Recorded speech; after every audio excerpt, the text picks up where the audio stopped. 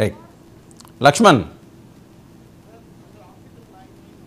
Good evening అండి వర్మ గారు. Good evening. Okay Laxman, Chandrababu Naidu గారు అస్థిని వెళుతున్నారు, చాలా అంశాలు ఉన్నాయి, అంశాలన్నీ తీసుకొస్తున్నారు. మరి మరొక వైపు బెంగళూరు నుంచి జగన్మోహన్ రెడ్డి గారు కూడా వచ్చేసారట. అక్కడ కొత్త రాజకీయ వ్యూహాలు ఏవో రచించారు అంటున్నారు.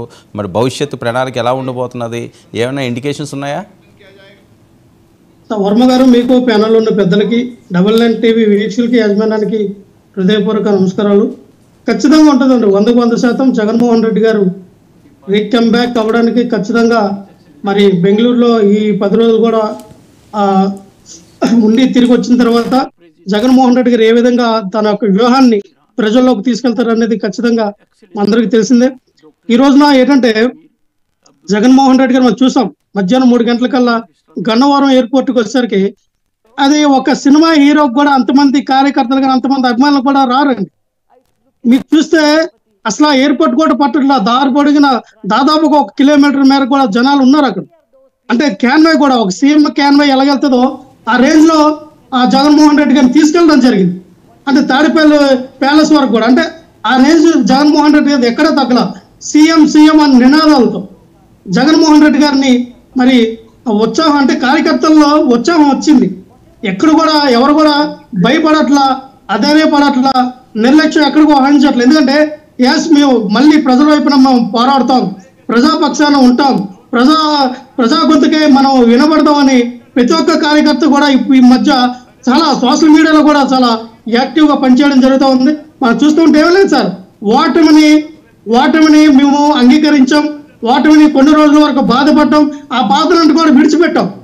ఆ ఫీల్ లేదు ఇప్పుడు. మళ్ళీ మేము యుద్ధానికి రెడీ అయ్యాం, మళ్ళీ యుద్ధానికి రెడీ ఎస్ అన్నట్టుగా రెడీ అవుతూ ఉన్నాం. కాదు లక్ష్మణ్ ఏంటి కనీసం వాళ్ళు 1 month కూడా అవ్వలేదు, అప్పుడే యుద్ధమా? మొన్నే కదా యుద్ధం అయింది. ఖచ్చితంగా వర్మ గారు 1 month 2 months ఏమని కాదండి. వీళ్ళు వచ్చినటువంటి 15 రోజుల్లోనే వీళ్ళు ఇచ్చిన హామీలు తొంగలో తొక్కారు. చాలా కూడా ఆ గుండు గీశారు, చాలా ఇట్లకి అరగుండ్లు గీశారు అనమాట. ఖచ్చితంగా ఇవన్నీ కూడా ప్రజాశక్తిలో ఖచ్చితంగా ప్రశ్నించాలి. ఈ రోజున ఏదో అదేంటి అసలు ప్రపంచంలో ఎక్కడా లేని విధంగా పెన్షన్లు ఇచ్చాము, 95% అయ్యిందని చెప్పి వాళ్ళు సంబరాలు చేసుకుంటుంటే వాళ్ళు బోడిగుండు కొట్టారు, అడగుండు కొట్టారు, మొక్కులు తీర్చుకుంటారంటారు ఏంటండి? వర్మ గారు, మీరు ఆ పాయింట్లో మాట్లాడుతున్నా, మీరు అదే చెప్తారు సార్. ఈ రోజున ఇంటింటికి తీసుకెళ్లి పెన్షన్ ఇవ్వాలన్న విధానం తీసుకొచ్చింది జగన్మోహన్ రెడ్డి గారు. జగన్మోహన్ రెడ్డి గారు ట్రెండ్ క్రియేట్ చేశారు. పవన్ కళ్యాణ్ గారు, చంద్రబాబు నాయుడు గారు దాన్ని ఫాలో అవుతా ఉన్నారు. ఈ రోజున ఏవైతే మేము ఉదయాన్నే కోడి కోత రాకముందే 6 గంటలకల్లా మొత్తం పెన్షన్ అంతా కూడా రాష్ట్రంలో ఇచ్చేవాళ్ళు. ఈ రోజున వీళ్ళు ఉదయం 6 గంటలకు మొదలు పెడితే రాత్రి 7 వరకు కూడా పెన్షన్ ఇవ్వడం జరిగింది. ఇంకోటి ఏంటంటే వాలంటీర్లు ఇచ్చే పెన్షన్ కూడా ఈ రోజున డిసిఎం సీఎం గారు ఇద్దరు కూడా వాళ్ళిద్దరిని జగన్మోహన్ రెడ్డి గారు ఒక రకంగా చెప్పాలంటే వాలంటీర్లుగా చేసి ఈ రోజున ప్రజల్లోకి తీసుకెళ్లారు. ఎస్, వాలంటీర్ యొక్క విలువ ఏంటనేది తెలియపరిచారు వీళ్ళకి. ఎందుకంటే మీరు వెళ్ళింది వాలంటీర్గా కదా వెళ్ళారు. ఈ రోజున సీఎం గారు, డిప్యూటీ సీఎం, ఎమ్మెల్యేలు, మినిస్టర్లు అందరూ కూడా ఇంటింటికి వెళ్ళారంటే వాలంటీర్గా మీరు ఇచ్చారు కదా. అది కూడా దాంట్లో కూడా రాజకీయం, దాంట్లో కూడా మా పాపం మా జనసేన పార్టీ నాయకుల్ని కూడా చాలా అసభ్యకరంగా పదజాలం. మా విజయనగరం జిల్లాలో మా పక్కనే వాళ్ళ టీడీపీ నాయకులు అసలు మీరెవర్రా పార్టీ, మీరెవర్రా వచ్చారు అసలు పంచడానికి, మాది కదా అంటే పాప ఆడపిల్లను కూడా వాళ్ళు భయపెట్టి చేతిలో చూస్తున్న వీడియోలు కూడా మనం చూసాం. మా పక్క కూడా మాకు ఆవిడ ఫోన్ చేసి చాలా బాధపడింది ఆవిడ. ఈరోజు చూడండి 6,500 ఇచ్చారండి. 6,500 అంటే 500 ఏంటంటే అమరావతికి విరాళం ఇవ్వాలంట. అమరావతికి 6,500 రూపాయలు కూడా పంచితే దీన్ని కూడా మేము సీరియస్ గా తీసుకెళ్ళాం. ఒకటే సార్ వర్మ గారు, ఏదేమైనా వీళ్ళు చేస్తున్నటువంటి ఈ పెన్షన్ విధానం అవనండి 66 లక్షల మందికి మేము ఇచ్చాం. రేపు ఇదే కంటిన్యూ చేస్తారా లేదా ఒక 6 నెలల తర్వాత ఇందులో 15-20 లక్షలు పెన్షన్లు తీసేస్తారా మేము చూద్దాం, గమనిస్తాం. అందులో ఎటువంటి అవ్వట్లేదు. ఇంకోటి ఏంటంటే ఇందాక మినిస్టర్ గారి గురించి మాట్లాడారు. మినిస్టర్ గారు భార్య గురించి మనం చూసాం, మాకు ఒక బయట మీరు వినిపించారు. సో దాంట్లో మేము ఖచ్చితంగా చెప్తా ఉన్నాండి, ఎవరైనా మన పోలీసుల్ని మనం గౌరవించాలి.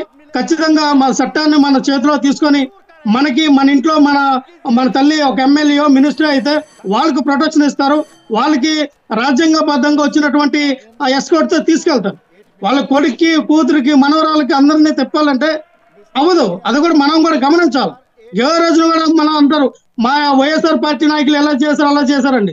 విత్ ప్రూఫ్లతో మీరు చూపించండి. ఎక్కడ కూడా మేము పోలీసు దీన్ని కూడా అంటే మా నాయకులు కానీ వాళ్ళ నాయకులకు సంబంధించిన ఫ్యామిలీ కానీ ఎవరు కూడా అసభ్య పదజాలంతో ఎవరు కూడా పోలీసులు కానీ ఆ డిపార్ట్మెంట్ మాట్లాడే విధానం చాలా తక్కువ.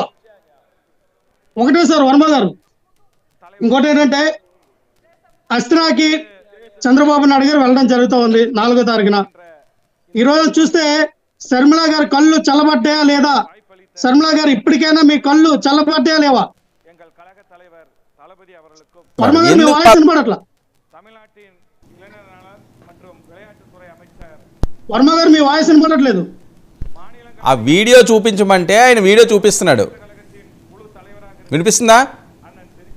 చెప్పండి వర్మ గారు. మీరు వీడియో చూపించండి ఎక్కడైనా ఉంటే అంటే ఆయన వెంటనే విజయ్ ఒక వీడియో తీసి చూపిస్తున్నాడు. ఎందుకు అడగడం ఎందుకో చూపించుకోవడం ఎందుకు? అయిపోయింది దానికి. ఖచ్చితంగా చూపించమనండి, దాన్ని మేమేం కాదంటలే కదా. ఈ రోజున వర్మ గారు వీళ్ళకి చిత్తశుద్ధి ఉంటే నితీష్ కుమార్ గారు మా రాష్ట్రానికి ప్రత్యేక హోదా కావాలని అడిగి ఆయన డిమాండ్ చేస్తూ ఉన్నారు. వీళ్ళేమో సార్ మాకు సహాయం మినిస్టర్ అయినా పర్లేదు, మాకు కేంద్ర మినిస్టర్ ఇంకోటి ఇవ్వండి అని అడుక్కునే స్థాయిలో వీళ్ళు దిగజారారంటే రాష్ట్ర ఆత్మగౌరవాన్ని, తెలుగు జాతి యొక్క ఆత్మగౌరవాన్ని, రాష్ట్ర ప్రజల యొక్క అభివృద్ధిని కూడా తాకట్టు పెట్టి ఈ రోజు చంద్రబాబు నాయుడు గారు మోకరిని దండం పెడుతూ ఉన్నారంటే అర్థం కావట్లా. దీని అనుకతల మతలాభం ఏంటి? పవన్ కళ్యాణ్ గారు కూడా ఇంత పవర్ఫుల్ అయినటువంటి పవన్ కళ్యాణ్ గారు కూడా దీనిపైన స్పందన చూపడం చూస్తూ ఉంటే ఇప్పుడే కదా మొదలైంది, ఇంకేం స్పందించలేదు. ఇంకా ఈయన మొదటిసారి వెళ్తున్నారు సీఎం హోదాలో. రేపు ఆయన ఏం చెప్తారో తెలియకుండా ఇంకా స్పందించలేదు పవన్ కళ్యాణ్ గారు అంటే. సార్ ఒక్క నిమిషం సార్, అంటే స్పందించారా అంటే ఈ రోజున ఆయన బాధ్యత ఉంది. పవన్ కళ్యాణ్ గారి మీద ఆయన మీద ఉన్న నమ్మకంతో చాలా వరకు ఓట్లు ట్రాన్స్ఫర్ అయినాయి. ఈ రోజున కూటమి అధికారంలోకి వచ్చిందంటే credit goes to Pawan Kalyan గారు, అందరూ నో డౌట్. సార్ ప్రతి ఒక్కరు కూడా పవన్ కళ్యాణ్ గారు ప్రశ్నిస్తారు ఏ విషయం, ఎందుకంటే పవన్ కళ్యాణ్ గారు నన్ను చూసి ఓట్లేని అన్నారు కదా, ఆయన ప్రశ్నిస్తాం మేము. Okay right. రవికిరణ్ గారు,